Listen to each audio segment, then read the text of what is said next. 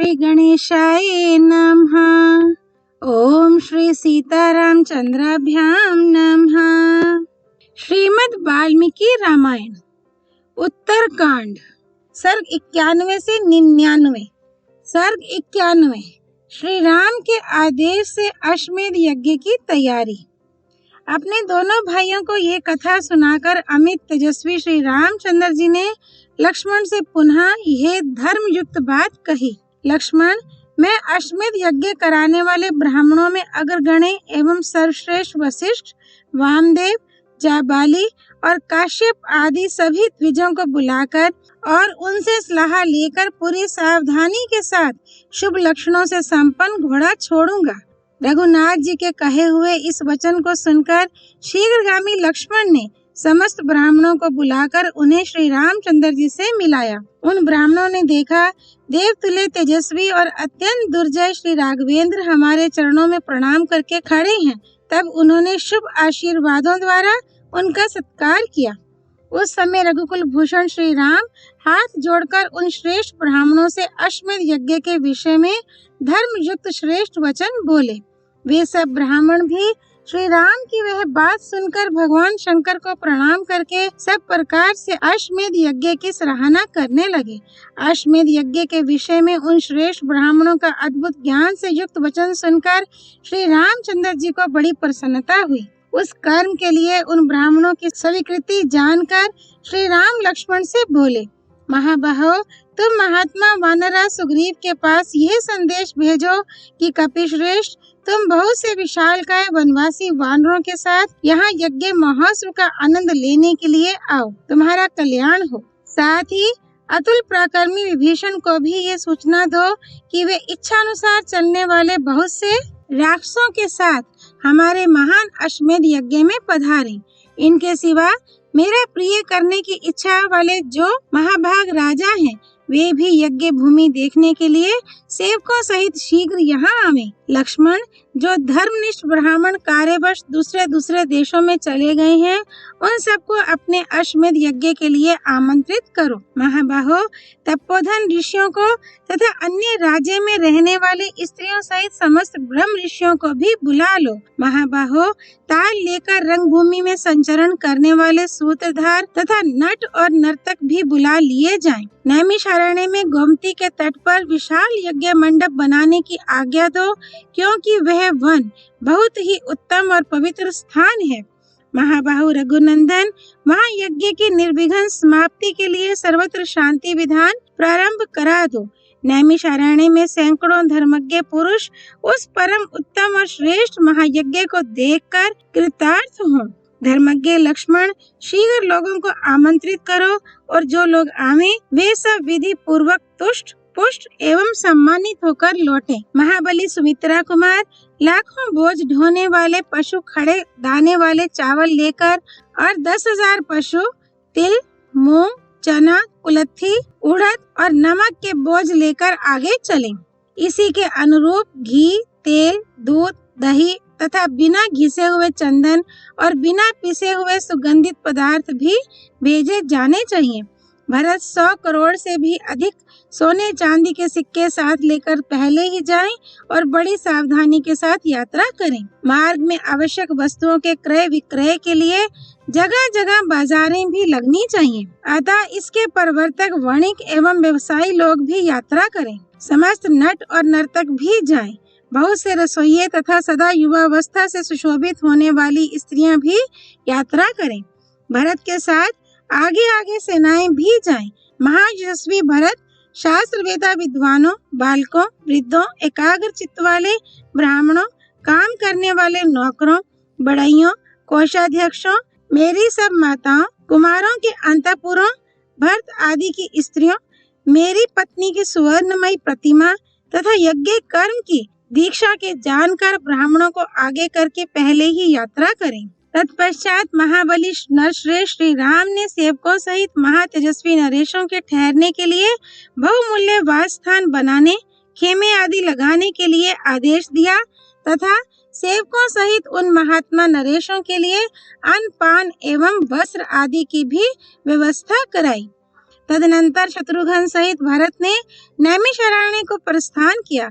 उस समय वहां सुग्रीव सहित महात्मा वानर जितने भी श्रेष्ठ ब्राह्मण वहां उपस्थित थे, उन सबको रसोई परोसने का काम करते थे। स्त्रियों तथा बहुत से राक्षसों के साथ विभीषण उग्र तपस्वी महात्मा मुनियों के स्वागत सत्कार का काम संभालते थे। श्री वाल्मीकि निर्मित आर्ष रामायण आदि काव्य के उत्तरकांड में 91वां सर्ग पूरा हुआ। सर्ग 92। श्री राम के अश्वमेध यज्ञ में दान मान की विशेषता। इस प्रकार सब सामग्री पूर्ण रूप से भेजकर भरत के बड़े भाई श्री राम ने उत्तम लक्षणों से संपन्न तथा कृष्ण सार मृग के समान काले रंग वाले एक घोड़े को छोड़ा। ऋतविजों सहित लक्ष्मण को उस अश्व की रक्षा के लिए नियुक्त करके श्री रघुनाथ जी सेना के साथ नैमिषारण्य को गए। वहां बने हुए अत्यंत अद्भुत यज्ञ मंडप को देखकर महाबाहु श्री राम को अनुपम प्रसन्नता प्राप्त हुई और वे बोले, बहुत सुंदर है। नैमिषारण्य में निवास करते समय श्री रामचंद्र जी के पास भूमंडल के सभी नरेश भांति भांति के उपहार ले आए और श्री रामचंद्र जी ने उन सबका स्वागत सत्कार किया। उन्हें अन्न, पान, वस्त्र तथा अन्य सब आवश्यक सामान दिए गए। शत्रुघ्न सहित भरत उन राजाओं के स्वागत सत्कार में नियुक्त किए गए थे। सुग्रीव सहित महामनस्वी वानर परम पवित्र एवं संयत चित्त हो उस समय वहां ब्राह्मणों को भोजन परोसते थे। बहुतेरे राक्षसों से घिरे हुए विभीषण अत्यंत सावधान रहकर उग्र तपस्वी ऋषियों के सेवा कार्य में संलग्न थे। महाबली नरश्रेष्ठ श्री राम ने सेवकों सहित महामनस्वी भूपालों को ठहरने के लिए बहुमूल्य वासस्थान खेमे दिए। इस प्रकार सुंदर ढंग से अश्वमेध यज्ञ का कार्य प्रारंभ हुआ और लक्ष्मण के संरक्षण में रहकर घोड़े के भूमंडल में भ्रमण का कार्य भी भली भांति संपन्न हो गया। राजाओं में सिंह के समान पराक्रमी महात्मा श्री रघुनाथ जी का वह श्रेष्ठ यज्ञ इस प्रकार उत्तम विधि से होने लगा। उस अश्वमेध यज्ञ में केवल एक ही बात सब और सुनाई पड़ती थी, जब तक याचक संतुष्ट ना हो तब तक उनकी इच्छा के अनुसार सब वस्तुएं दिए जाओ, इसके सिवा दूसरी बात नहीं सुनाई देती थी। इस प्रकार महात्मा श्री राम के श्रेष्ठ यज्ञ में नाना प्रकार के गुड़ के बने हुए खाद्य पदार्थ और खांडव आदि तब तक निरंतर दिए जाते थे जब तक कि पाने वाले पूर्णतः संतुष्ट होकर बस ना कर दें। जब तक याचकों के मन की बात होंठ से बाहर नहीं निकलने पाती थी तब तक ही राक्षस और वानर उन्हें उनकी अभिष्ट वस्तुएं दे देते थे। ये बात सबने देखी। राजा श्री राम के उस श्रेष्ठ यज्ञ में हरिष्ट पुष्ट मनुष्य भरे हुए थे। वहां कोई भी मलिन, दीन अथवा दुर्बल नहीं दिखाई देता था। उस यज्ञ में जो चिरंजीवी महात्मा मुनि पधारे थे, उन्हें ऐसे किसी भी यज्ञ का स्मरण नहीं था जिसमें दान की ऐसी धूम रही हो। वह यज्ञ दान राशि से पूर्णतः अलंकृत दिखाई देता था। जिसे सुवर्ण की आवश्यकता थी वह सुवर्ण पाता था, धन चाहने वाले को धन मिलता था और रत्न की इच्छा वाले को रत्न। वहाँ निरंतर दिए जाने वाले चांदी, सोने, रत्न और वस्त्रों के ढेर लगे दिखाई देते थे। वहाँ आए हुए तपस्वी मुनि कहते थे कि ऐसा यज्ञ तो पहले कभी इंद्र, चंद्रमा, यम और वरुण के यहाँ भी नहीं देखा गया। वानर और राक्षस सर्वत्र हाथों में और वस्त्र, धन तथा अन्न की इच्छा रखने वाले याचकों को अधिक से अधिक देते थे। राज सिंह भगवान श्री राम का ऐसा सर्वगुण संपन्न यज्ञ 1 वर्ष से भी अधिक काल तक चलता रहा। उसमें कभी किसी बात की कमी नहीं हुई। श्री वाल्मीकि निर्मित आर्ष रामायण आदि काव्य के उत्तर कांड में 92वां सर्ग पूरा हुआ। सर्ग 93। श्री राम के यज्ञ में महर्षि वाल्मीकि का आगमन और उनका रामायण गान के लिए कुश और लव को आदेश। इस प्रकार वह अत्यंत अद्भुत यज्ञ जब चालू हुआ, उस समय भगवान वाल्मीकि मुनि अपने शिष्यों के साथ उसमें शीघ्रता पूर्वक पधारे। उन्होंने उस दिव्य एवं अद्भुत यज्ञ का दर्शन किया और ऋषियों के लिए जो बाड़े बने थे उनके पास ही उन्होंने अपने लिए भी सुंदर पर्णशालाएं बनवाई। वाल्मीकि जी के सुंदर बाड़े के समीप अन्न आदि से भरे पूरे बहुत से छकड़े खड़े कर दिए गए थे। साथ ही अच्छे अच्छे फल और मूल भी रख दिए गए थे। राजा श्री राम तथा बहुसंख्यक महात्मा मुनियों द्वारा भली भांति पूजित एवं सम्मानित हो महातेजस्वी आत्मज्ञानी वाल्मीकि मुनि ने बड़े सुख से वहां निवास किया। उन्होंने अपने हरिष्ट पुष्ट 2 शिष्यों से कहा, तुम दोनों भाई एकाग्रचित हो, सब और घूम फिरकर बड़े आनंद के साथ संपूर्ण रामायण काव्य का गान करो। ऋषियों और ब्राह्मणों के पवित्र स्थानों पर, गलियों में, राजमार्गों पर तथा राजाओं के वास स्थानों में भी इस काव्य का गान करना। श्री रामचंद्र जी का जो गृह बना है उसके दरवाजे पर जहाँ ब्राह्मण लोग यज्ञ कार्य कर रहे हैं वहाँ तथा ऋत्विजों के आगे भी इस काव्य का विशेष रूप से गान करना चाहिए। यहाँ पर्वत के शिखरों पर नाना प्रकार के स्वादिष्ट एवं मीठे फल लगे हैं। भूख लगने पर उनका स्वाद ले लेकर इस काव्य का गान करते रहना। बच्चों, यहाँ के सुमधुर फल मूलों का भक्षण करने से ना तो तुम्हें कभी थकावट होगी और ना तुम्हारे गले की मधुरता ही नष्ट होने पाएगी। यदि महाराज श्री राम तुम दोनों को गान सुनने के लिए बुलावें तो तुम उनसे तथा वहाँ बैठे हुए ऋषि मुनियों से यथा योग्य विनय पूर्ण बर्ताव करना। मैंने पहले भिन्न भिन्न संख्या वाले श्लोकों से युक्त रामायण काव्य के सर्गों का जिस तरह तुम्हें उपदेश दिया है उसी के अनुसार प्रतिदिन 20-20 सर्गों का मधुर स्वर से गान करना। धन की इच्छा से थोड़ा सा भी लोभ ना करना। आश्रम में रहकर फल मूल भोजन करने वाले वनवासियों को धन से क्या काम। यदि श्री रघुनाथ जी पूछे, बच्चों तुम दोनों किसके पुत्र हो, तो तुम दोनों महाराज से इतना ही कह देना कि हम दोनों भाई महर्षि वाल्मीकि के शिष्य हैं। ये वीणा के साथ तार हैं, इनसे बड़ी मधुर आवाज निकलती है। इसमें अपूर्व स्वरों का प्रदर्शन करने वाले ये स्थान बने हैं। इनके स्वरों को झंकृत करके मिलाकर सुमधुर स्वर में तुम दोनों भाई काव्य का गान करो और सर्वथा निश्चिंत रहो। आरंभ से ही इस काव्य का गान करना चाहिए। तुम लोग ऐसा कोई बर्ताव ना करना जिससे राजा का अपमान हो, क्योंकि राजा धर्म की दृष्टि से संपूर्ण प्राणियों का पिता होता है। अतएव तुम दोनों भाई प्रसन्न और एकाग्रचित होकर कल सवेरे से ही वीणा के लय पर मधुर स्वर से रामायण गान आरंभ कर दो। इस तरह बहुत कुछ आदेश देकर वरुण के पुत्र परम उदार महामुनि वाल्मीकि चुप हो गए। मुनि के इस प्रकार आदेश देने पर मिथिलेश कुमारी सीता के वे दोनों शत्रुदमन पुत्र बहुत अच्छा, हम ऐसा ही करेंगे, ये कहकर वहां से चल दिए। शुक्राचार्य की बनाई हुई नीति संहिता को धारण करने वाले अश्विनी कुमारों की भांति ऋषि की कही हुई उस अद्भुत वाणी को हृदय में धारण करके वे दोनों कुमार मन ही मन उत्कंठित हो वहां रात भर सुख से रहे। श्री वाल्मीकि निर्मित आर्ष रामायण आदि काव्य के उत्तर कांड में 93वां सर्ग पूरा हुआ। सर्ग 94 लव कुश द्वारा रामायण काव्य का गान तथा श्री राम का उसे भरी सभा में सुनना। रात बीतने पर जब सवेरा हुआ तब स्नान संध्या के पश्चात समिधा होम का कार्य पूरा करके वे दोनों भाई ऋषि के बताए अनुसार वहाँ संपूर्ण रामायण का गान करने लगे। श्री रघुनाथ जी ने भी वह गान सुना जो पूर्ववर्ती आचार्यों के बताए हुए नियमों के अनुकूल था। संगीत की विशेषताओं से युक्त स्वरों के आलापने की अपूर्व शैली थी। बहुसंख्यक प्रमाणों, ध्वनि परिच्छेद के साधनभूत द्रुत, मध्य और विलंबित, इन तीनों की आवृत्तियों अथवा सप्तविध स्वरों के भेद की सिद्धि के लिए बने हुए स्थानों से बंधा और वीणा की लय से मिलता हुआ उन दोनों बालकों का वह मधुर गान सुनकर श्री रामचंद्र जी को बड़ा कौतूहल हुआ। तदनंतर पुरुष सिंह राजा श्री राम ने कर्मानुष्ठान से अवकाश मिलने पर बड़े बड़े मुनियों, राजाओं, वेद वेता पंडितों, पुराणिकों, वैयाकरणों, बड़े बूढ़े ब्राह्मणों, स्वरों और लक्षणों के ज्ञाताओं, गीत सुनने के लिए उत्सुक द्विजों, सामुद्रिक लक्षणों तथा संगीत विद्या के जानकारों, विशेषता निगमागम के विद्वानों अथवा पूर्वासियों, भिन्न भिन्न छंदों के चरणों, उनके गुरु लघु अक्षरों तथा उनके संबंधों का ज्ञान रखने वाले पंडितों,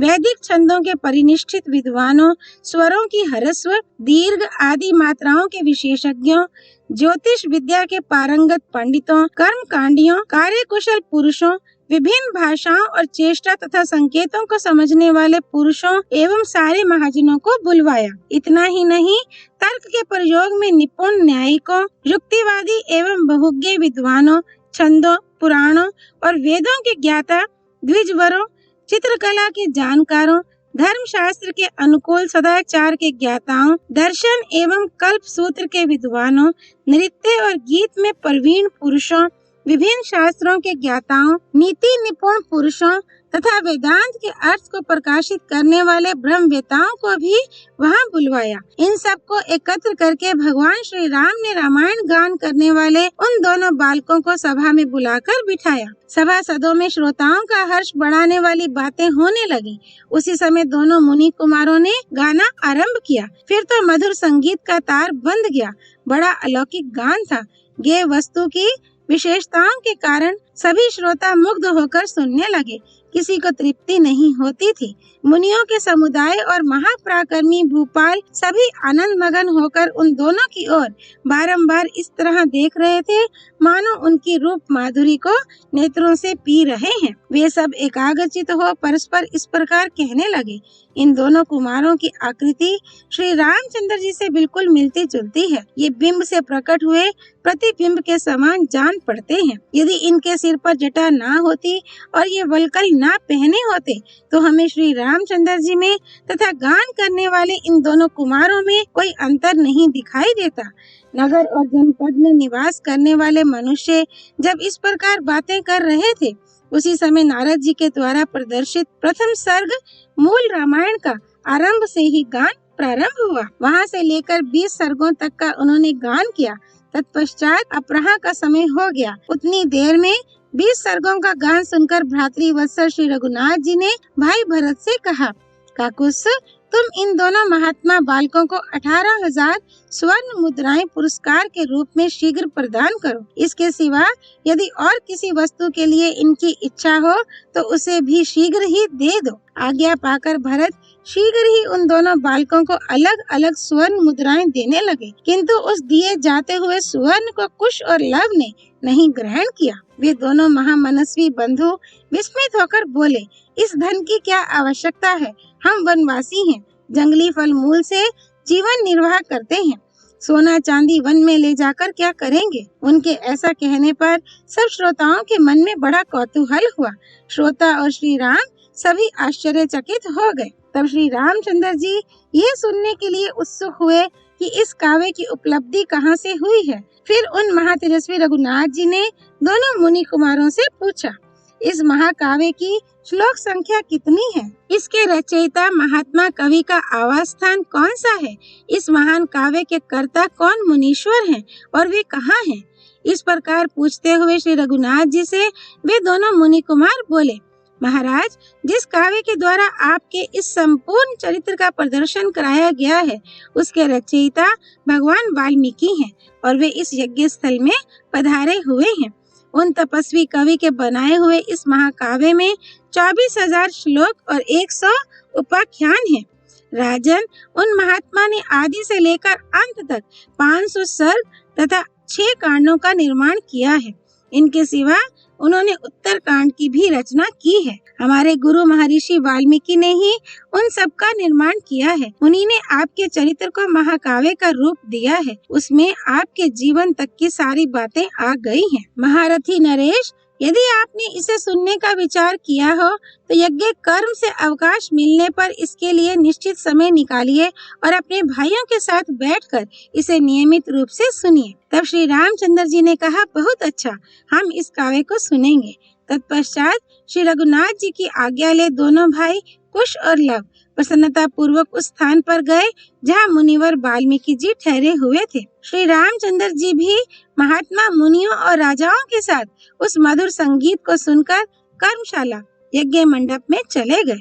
इस प्रकार प्रथम दिन कतिपय सर्गों से युक्त सुंदर स्वर एवं मधुर शब्दों से पूर्ण, ताल और लय से संपन्न तथा वीणा के लय की व्यंजना से युक्त वह काव्य गान जिसे कुश और लव ने गाया था, श्री राम ने सुना। अब सर्ग 95। श्री राम का सीता से उनकी शुद्धता प्रमाणित करने के लिए शपथ कराने का विचार।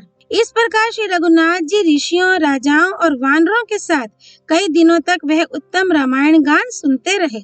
उस कथा से ही उन्हें ये मालूम हुआ कि कुश और लव दोनों कुमार सीता के ही सुपुत्र हैं।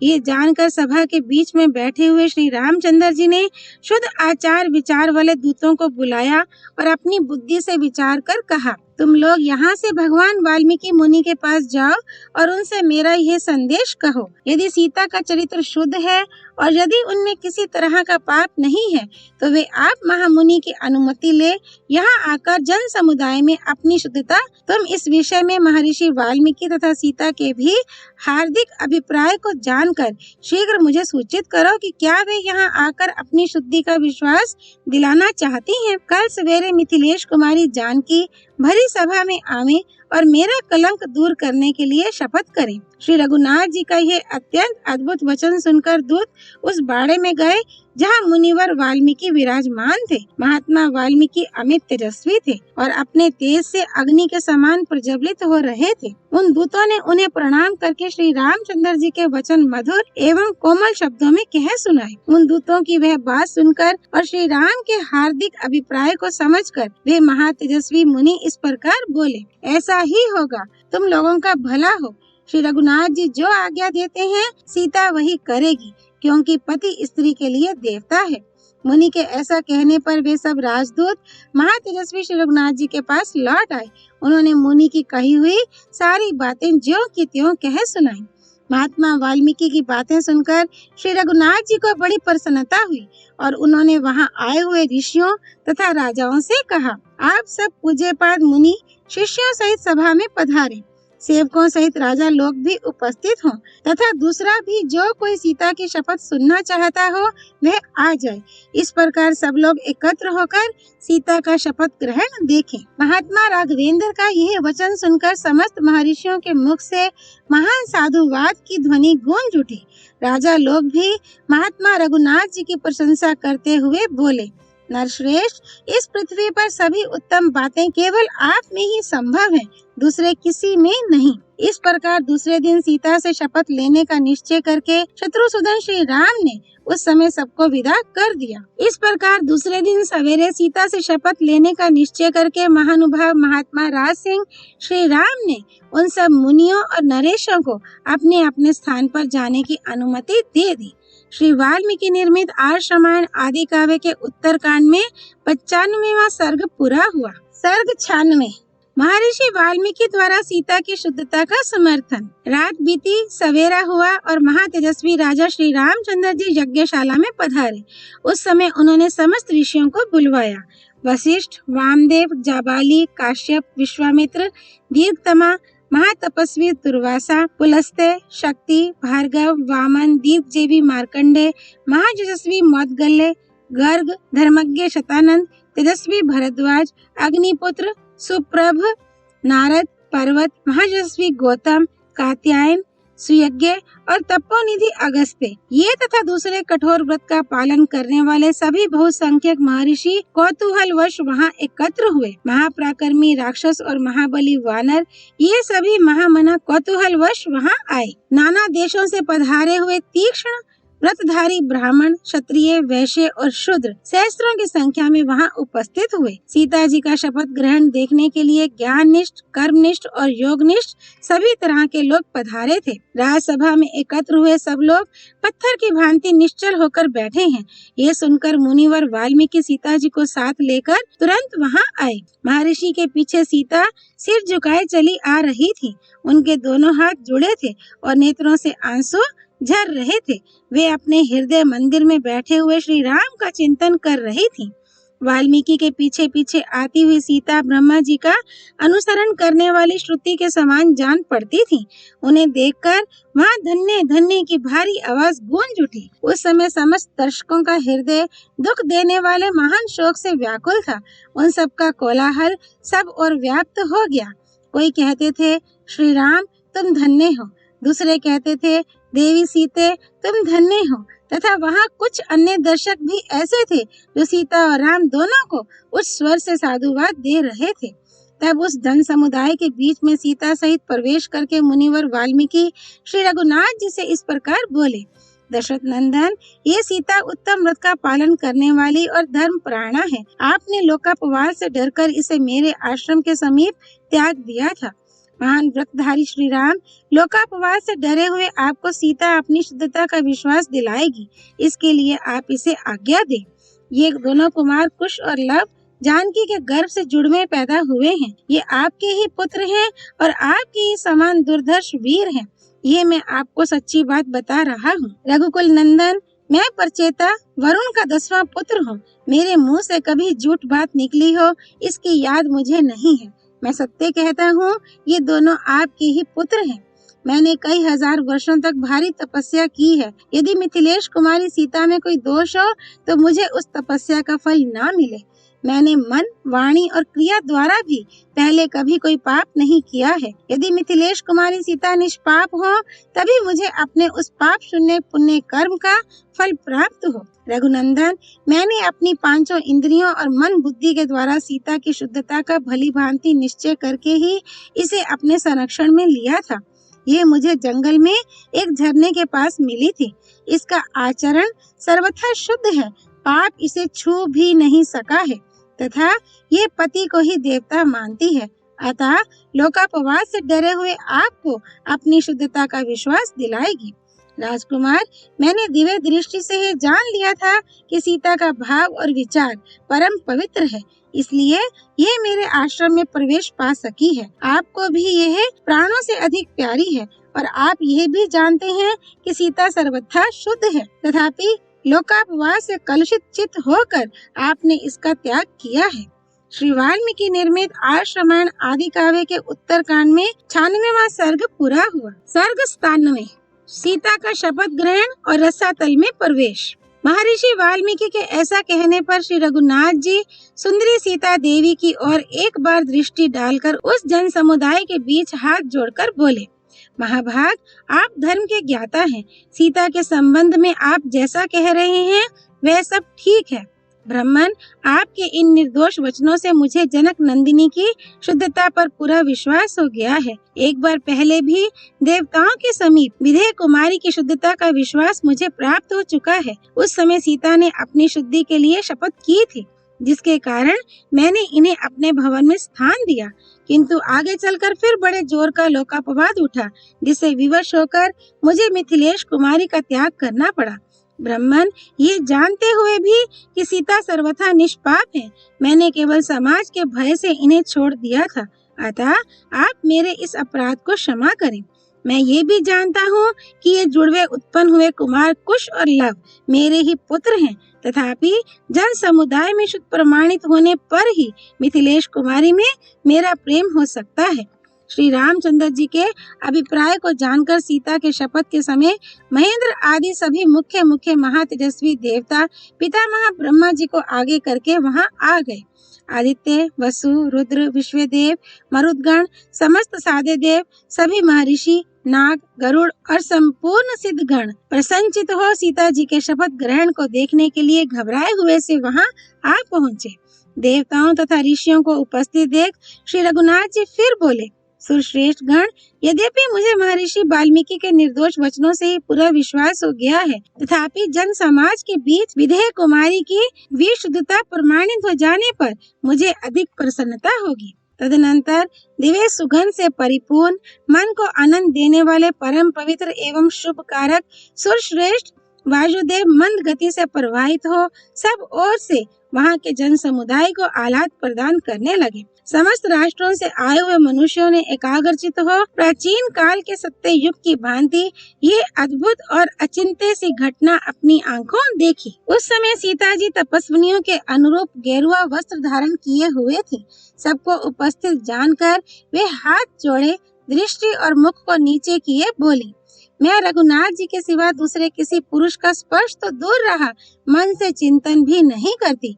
यदि ये सत्य है तो भगवती पृथ्वी देवी मुझे अपनी गोद में स्थान दे। यदि मैं मन, वाणी और क्रिया के द्वारा केवल श्री राम की ही आराधना करती हूँ तो भगवती पृथ्वी देवी मुझे अपनी गोद में स्थान दे। भगवान श्री राम को छोड़कर मैं दूसरे किसी पुरुष को नहीं जानती।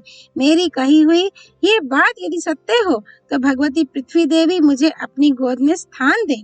विदेह कुमारी सीता के इस प्रकार शपथ करते ही भूतल से एक अद्भुत सिंहासन प्रकट हुआ, जो बड़ा ही सुंदर और दिव्य था। दिव्य रत्नों से विभूषित महापराक्रमी नागों ने दिव्य रूप धारण करके उस दिव्य सिंहासन को अपने सिर पर धारण कर रखा था।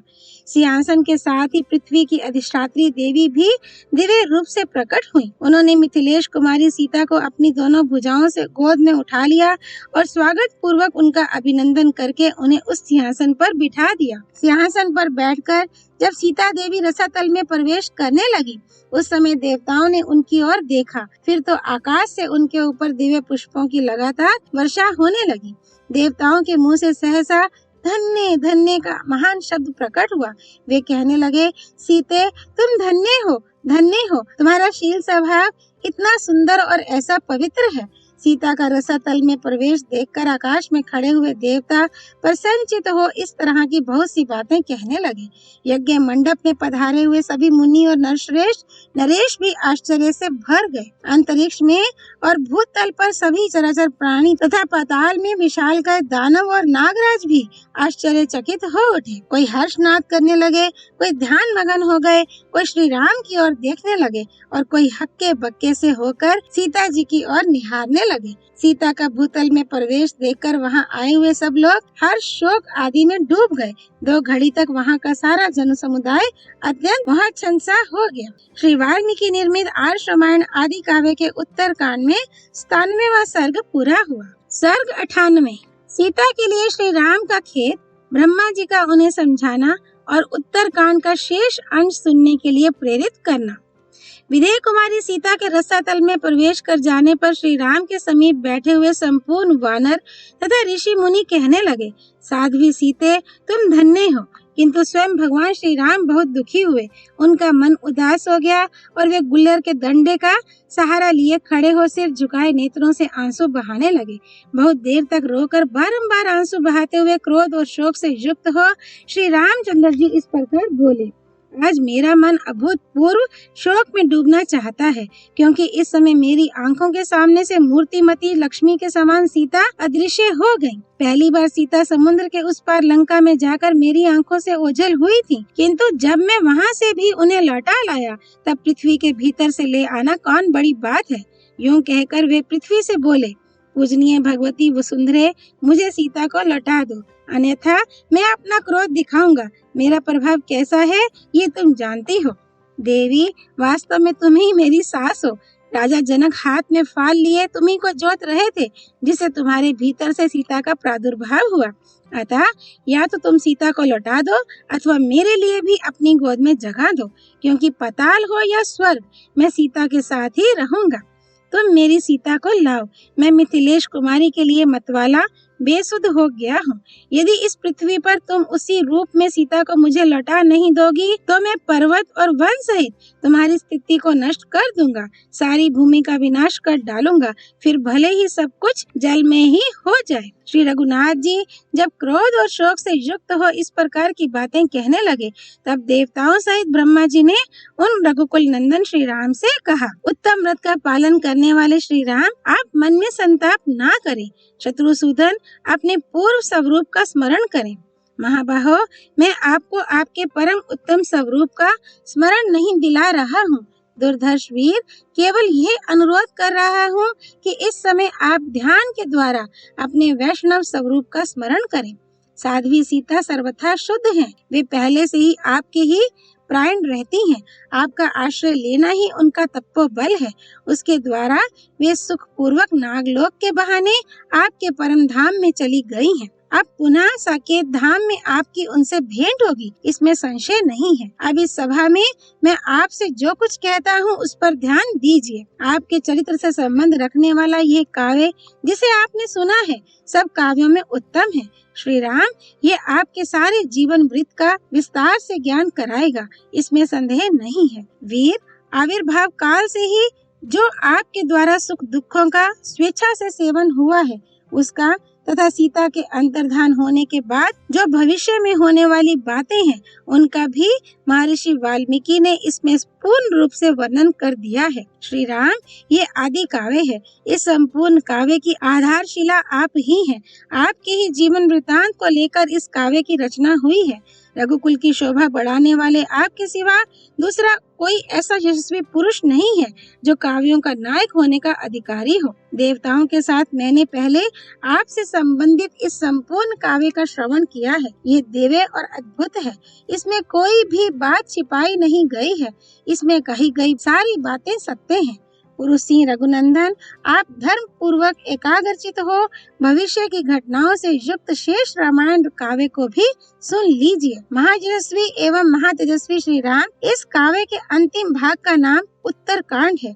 उस उत्तम भाग को आप ऋषियों के साथ सुनिए। काकुस्वीर रघुनंदन, आप सर्वोत्कृष्ट राज ऋषि हैं, अतः पहले आपको ही ये उत्तम काव्य सुनना चाहिए, दूसरे को नहीं। इतना कहकर तीनों लोकों के स्वामी ब्रह्मा जी देवताओं एवं उनके बंधु बांधवों के साथ अपने लोक को चले गए। वहाँ जो ब्रह्मलोक में रहने वाले महातेजस्वी महात्मा ऋषि विद्यमान थे, वे ब्रह्मा जी की आज्ञा पाकर भावी वृत्तांतों से युक्त उत्तरकांड को सुनने की इच्छा से लौट आए। उनके साथ ब्रह्मलोक में नहीं गए। तत्पश्चात देवादिदेव ब्रह्मा जी की कही हुई उस शुभ वाणी को याद करके परम तेजस्वी श्री राम ने महर्षि वाल्मीकि से इस प्रकार कहा। भगवान, ये ब्रह्मलोक के निवासी महर्षि मेरे भावी चरित्रों से युक्त उत्तरकांड का शेष अंश सुनना चाहते हैं, अतः कल सवेरे से ही उसका गान आरंभ हो जाना चाहिए। ऐसा निश्चय करके श्री रघुनाथ जी ने जन समुदाय को विदा कर दिया और कुश तथा लव को साथ लेकर वे अपनी पर्णशाला में आए। वहाँ सीता का ही चिंतन करते करते उन्होंने रात व्यतीत की। श्री वाल्मीकि निर्मित आर्ष रामायण आदि काव्य के उत्तरकांड में 98वां सर्ग पूरा हुआ। सर्ग 99। सीता के रसातल प्रवेश के पश्चात श्री राम की जीवनचर्या, राम राज्य की स्थिति तथा माताओं के परलोक गमन आदि का वर्णन। रात बीतने पर जब सवेरा हुआ तब श्री रामचंद्र जी ने बड़े बड़े मुनियों को बुलाकर अपने दोनों पुत्रों से कहा, अब तुम निशंक होकर शेष रामायण का गान आरंभ करो। महात्मा महर्षियों के यथास्थान बैठ जाने पर कुश और लव ने भगवान के भविष्य जीवन से संबंध रखने वाले उत्तरकांड का, जो उस महाकाव्य का एक अंश था, गान आरंभ किया। इधर अपनी सत्य रूप संपत्ति के बल से सीता जी के रसातल में प्रवेश कर जाने पर उस यज्ञ के अंत में भगवान श्री राम का मन बहुत दुखी हुआ। विदेह कुमारी को न देखने से उन्हें ये सारा संसार सूना जान पड़ने लगा। शोक से व्यथित होने के कारण उनके मन को शांति नहीं मिली। तदनंतर श्री रघुनाथ जी ने सब राजाओं को, रीछों, वानरों और राक्षसों को, जन समुदाय को तथा मुख्य मुख्य ब्राह्मणों को भी धन देकर विदा किया। इस प्रकार विधि पूर्वक यज्ञ को समाप्त करके कमल नयन श्री राम ने सबको विदा करने के पश्चात उस समय सीता का मन ही मन स्मरण करते हुए अयोध्या में प्रवेश किया। यज्ञ पूरा करके रघुकुल नंदन राजा श्री राम अपने दोनों पुत्रों के साथ रहने लगे। उन्होंने सीता के सिवा दूसरी किसी स्त्री से विवाह नहीं किया। प्रत्येक यज्ञ में जब जब धर्म पत्नी की आवश्यकता होती, श्री रघुनाथ जी सीता की स्वर्णमयी प्रतिमा बनवा लिया करते थे। उन्होंने 10,000 वर्षों तक यज्ञ किए। कितने ही अश्वमेध यज्ञों और उनसे 10 गुने वाजपेयी यज्ञों का अनुष्ठान किया, जिसमें असंख्य स्वर्ण मुद्राओं की दक्षिणाएं दी गई थी। श्रीमान राम ने पर्याप्त दक्षिणाओं से युक्त अग्निष्टोम, अतिरात्र, गोसव तथा अन्य बड़े बड़े यज्ञों का अनुष्ठान किया, जिनमें अपार धनराशि खर्च की गई। इस प्रकार राज्य करते हुए महात्मा भगवान श्री रघुनाथ जी का बहुत बड़ा समय धर्म पालन के प्रयत्न में ही बीता। रीछ, वानर और राक्षस भी श्री राम की आज्ञा के अधीन रहते थे। भूमंडल के सभी राजा प्रतिदिन श्री रघुनाथ जी को प्रसन्न रखते थे। श्री राम के राज्य में मेघ समय पर वर्षा करते थे। सदा सुकाल ही रहता था, कभी अकाल नहीं पड़ता था। संपूर्ण दिशाएं प्रसन्न दिखाई देती थीं तथा नगर और जनपद हरिष्ट पुष्ट मनुष्यों से भरे रहते थे। श्री राम के राज्य शासन करते समय किसी की अकाल मृत्यु नहीं होती थी, प्राणियों को कोई रोग नहीं सताता था और संसार में कोई उपद्रव खड़ा नहीं होता था। इसके बाद दीर्घ काल व्यतीत होने पर पुत्र पौत्रों से घिरी हुई परम यशस्विनी श्री राम माता कौशल्या काल धर्म मृत्यु को प्राप्त हुई। सुमित्रा और यशस्विनी कैकेयी ने भी उन्हीं के पथ का अनुसरण किया। ये सभी रानियां जीवन काल में नाना प्रकार के धर्म का अनुष्ठान करके अंत में साकेत धाम को प्राप्त हुई और बड़ी प्रसन्नता के साथ वहां राजा दशरथ से मिली। उन महाभागा रानियों को सब धर्मों का पूरा पूरा फल प्राप्त हुआ। श्री रघुनाथ जी समय समय पर अपनी सभी माताओं के निमित्त बिना किसी भेदभाव के तपस्वी ब्राह्मणों को बड़े बड़े दान किया करते थे। धर्मात्मा श्री राम श्राद्ध में उपयोगी उत्तमतम वस्तुएं ब्राह्मणों को देते तथा पितरों और देवताओं को संतुष्ट करने के लिए बड़े बड़े दुस्तर यज्ञों, पिंडात्मक पितृ यज्ञों का अनुष्ठान करते थे। इस प्रकार यज्ञों के द्वारा सर्वदा विविध धर्मों का पालन करते हुए श्री रघुनाथ जी के कई हजार वर्ष सुख पूर्वक बीत गए। श्री वाल्मीकि निर्मित आश्रमायण आदि काव्य के उत्तर कांड में 99वां सर्ग पूरा हुआ। सियापति रामचंद्र की जय। राम भक्त श्री हनुमान जी की जय। राम जन्मभूमि अयोध्यापुरी धाम की जय। सरयू नदी की जय। माँ गौरीपति देवों के देव महादेव भगवान शिव शंकर की जय। श्रीमद् वाल्मीकि रामायण की जय। महर्षि वाल्मीकि मुनि की जय। श्री हरि अर्पणमस्तु।